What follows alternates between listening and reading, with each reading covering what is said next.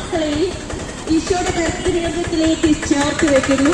കർത്താവെ, പൈശാചിക ബന്ധനങ്ങളിലായിരിക്കുന്ന മദ്യത്തിനും മയക്കുമരുന്നിനും മ്ലേച്ഛത്തിലും ജടിക പാപങ്ങളും സുഖലോൽപത്തിലും ജീവിക്കുന്ന യുവതലമുറകളെല്ലാം ഈശോയെ അങ്ങയുടെ ഈ കരുണയുടെ ഉറവിലേക്ക് ചേർത്ത് വെക്കുന്ന കർത്താവെ, അവരെല്ലാം ഈശോയെ അവിടുത്തെ തിരത്ത കൊണ്ട് അവിടുന്ന് കഴുകി വിശുദ്ധീകരിക്കുന്ന കർത്താവെ, ആ മക്കളെല്ലാവരും വരുന്ന യുവതലമുറകളെല്ലാം ഈശോയെ അങ്ങാണ് ഏകരക്ഷകനെന്ന് തിരിച്ചറിഞ്ഞ് ഈശോയെ അങ്ങയുടെ നാമം വിളിച്ചപേക്ഷിക്കുന്ന കൃപ എല്ലാ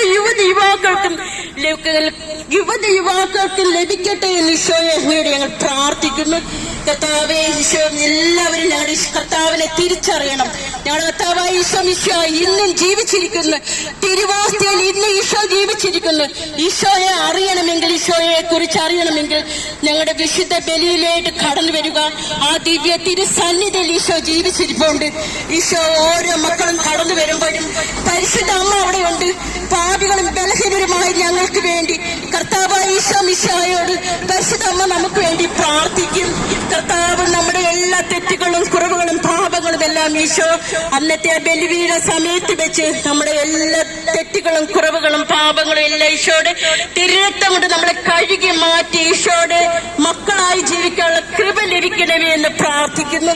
പരിശുദ്ധ അമ്മ മാതാവേ, ഈ പ്രദേശവാസികളായിരിക്കുന്ന എല്ലാ മക്കളെയും പൂർണ്ണമായി ഈശോയുടെ കരങ്ങളിൽ സമർപ്പിക്കുന്നു.